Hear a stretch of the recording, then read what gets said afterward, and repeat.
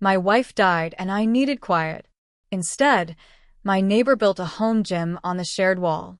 When I asked him to keep it down, he said, "Life goes on. Deal with it." So, I found a way to make him hear her voice every night in that gym.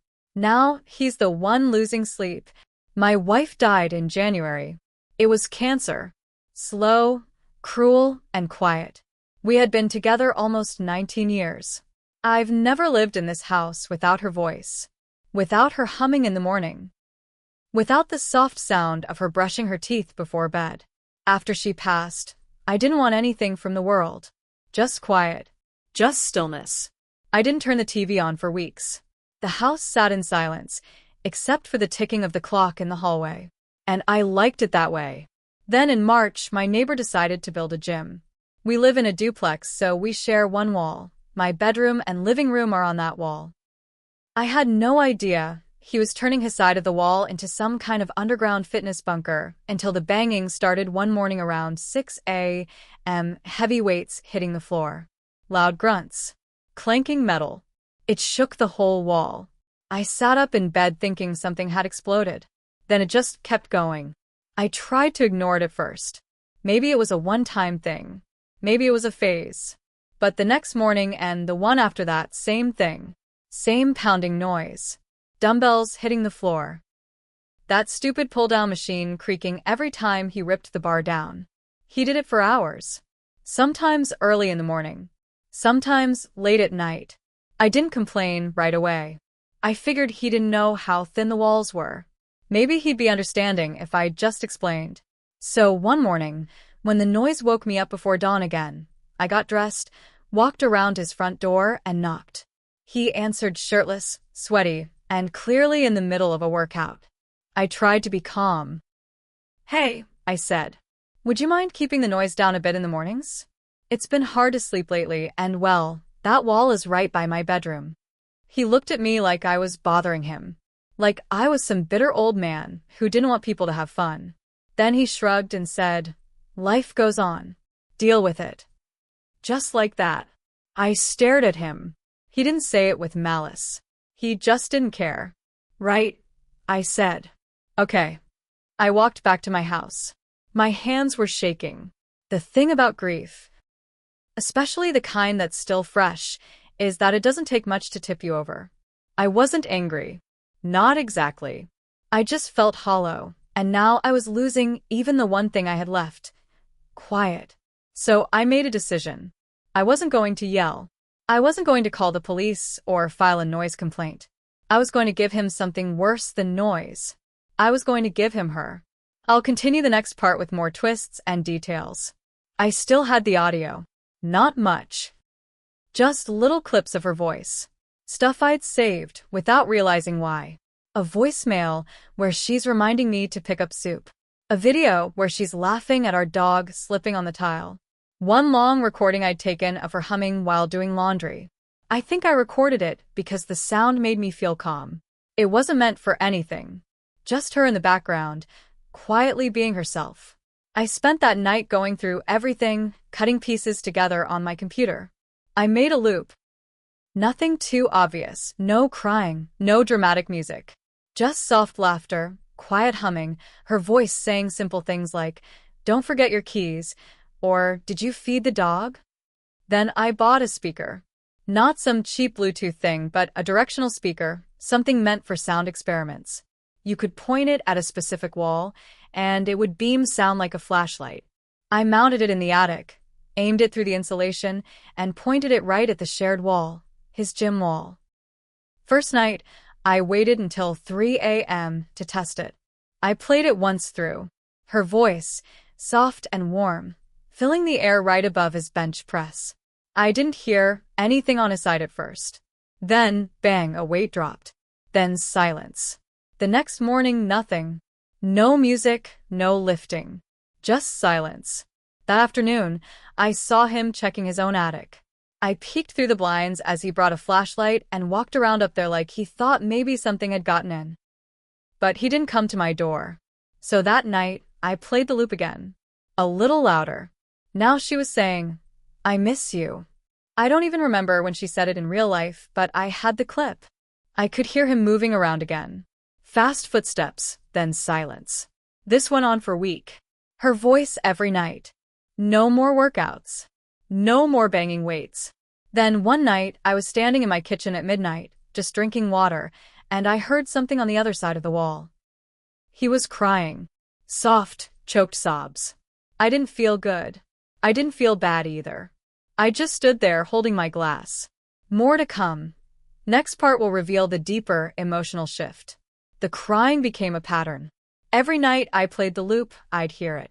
Some nights quieter than others.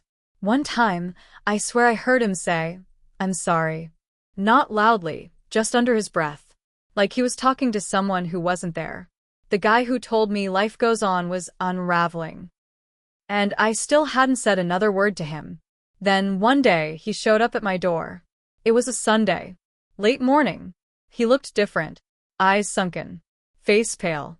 He hadn't shaved. He was wearing a hoodie, even though it was warm out. I opened the door and, before I could say anything, he asked, "Do you hear her too?" I stared at him. I didn't speak. He said it again, lower this time. "There's a woman's voice in my gym. At night. Humming. Talking." He looked terrified. Or maybe sleep-deprived. Maybe both. I nodded slowly. "I hear things sometimes," I said. "Grief messes with your head." He looked at me like he was trying to figure out if I was lying. Then he nodded too, almost like he accepted it. He turned around and walked back to his house without another word. That night, I didn't play the loop. I wanted to see what he'd do without it. At 2:15 a.m., he started banging on our shared wall. Not like he was angry, like he was begging. I didn't respond. The next morning, I saw him outside. He was sitting on his porch stairs, staring at nothing.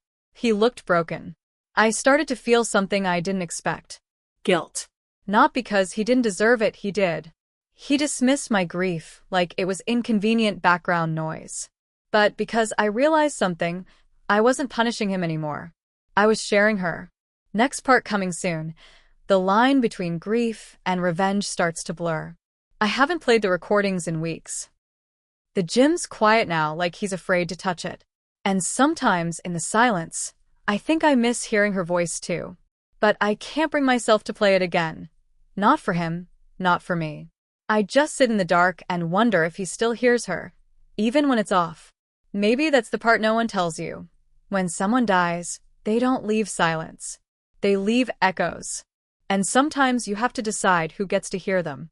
A week later, I got a letter in my mailbox. No return address. No name. Just folded lined paper, written in shaky handwriting. I didn't know she died. I wouldn't have said what I said if I knew. "I'm sorry." That was it. I read it 3 times. Then I tore it in half.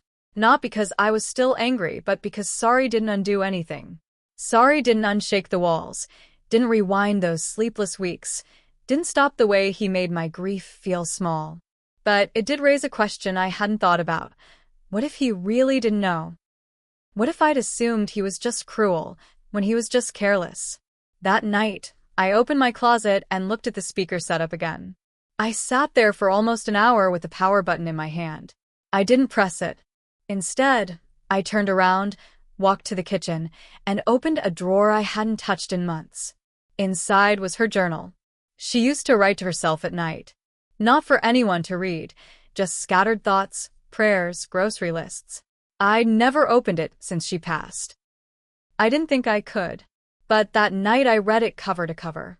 And on one page, dated just 6 weeks before she died, was a sentence that stopped everything. "I'm glad he has that gym. He reminds me what it's like to keep going." I didn't sleep at all after that. The next morning, I stood outside his house holding the journal in my hand. I didn't knock. I just stood there, staring at the door, thinking about what she wrote. She was glad he had that gym. That's what she said. When she could barely walk from the couch to the bathroom, when her voice was too weak to finish a sentence without coughing, she still noticed him through the window, lifting weights, moving like nothing could stop him. And somehow, instead of resenting that, she admired it. I wasn't ready for that. I turned around and went back home. Put the journal back where it came from. But something shifted after that. I stopped the loop completely, took the speaker down, unplugged everything. I told myself it was the right thing to do. But the silence didn't bring peace this time. It just felt like something unfinished. And then, 2 nights later, I heard music from his side. Not waits, not yelling, just music. Low, slow, classical. It took me a second, but I recognized the piece. She used to play it every Sunday morning when she cleaned. It was her favorite. That was no accident. I stood up from the couch, walked to the wall, and pressed my hand against it. He was playing it for me. For her. I didn't know what to do with that. It wasn't forgiveness. It wasn't even a conversation. But it was something. I thought about knocking again, starting fresh. Maybe say something real this time. But I didn't. I just waited. And the next day, the music played again. Then the next. Always the same piece. No more waits. No more gym sounds. Just that one song, like a quiet offering, every evening around the same time. Until one night, it stopped. Not just the music, everything. No lights on his side. No car in the driveway. At first, I figured he was out. But the silence stretched on for days. 5 days passed.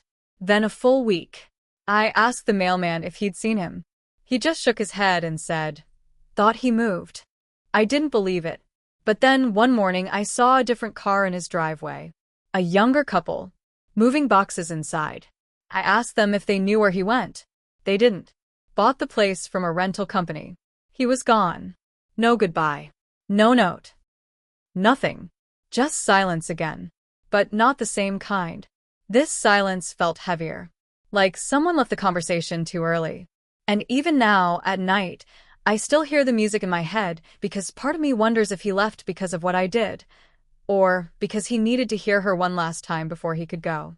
A few days after they moved in, I found something wedged under my doormat. A USB drive. No label. No note.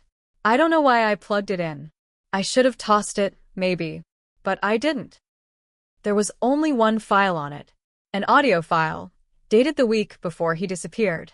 I played it through my speakers. It started with static. Then footsteps. Then her voice. My wife's voice. But not from my recordings. This wasn't one of mine. It was her, laughing. Not a soft hum. Not a voicemail. Full laughter. Real and clear, like she was sitting in the room. Then his voice came in, low and rough. I didn't know her, but I hear her now. Every night. More static. Then silence. It ran for another 30 seconds of dead air before ending. I sat in the chair for almost an hour, just staring at the wall. There was no way he had that clip unless he recorded it from my house. Or unless he found something I didn't even know existed. And that's when it hit me, did he ever really not know she died? Or was that just what he told himself, so he didn't have to face what he'd done? I checked every device I owned, every folder, every backup drive. Nowhere did I have that recording. I asked myself over and over, where did it come from? Did she send it to someone? Was it from a phone I'd forgotten to check? Or did he find something in that wall? In the attic, something I'd missed while setting up the speakers? I couldn't stop thinking about the way he asked me that day. Do you hear her too? Not. Is that you? Not. What are you playing? It was like he was already hearing her before I ever set up anything. Like he was haunted. Not by guilt. Not by what I did. But by her. And now I'm haunted too. Not just by her memory, but by this question I can't shake. What if she reached him before I ever did? What if the voice I thought I gave him was never mine to give? I don't know if he left because of what I played, or because of what he heard on his own. But some nights, when the house is dark and quiet, I think I hear it too. Her laugh. From the wall. One more part to go. Now approaching the final, haunting moment. I don't play the recordings anymore. I don't need to. Sometimes, when the house settles late at night, I still hear her laugh in the drywall, like something left over that never quite left. And I lie there wondering if it's memory, guilt, or just the way silence sounds when you've lived with someone too long. I used to think I made him hear her, but maybe she was never mine to keep quiet.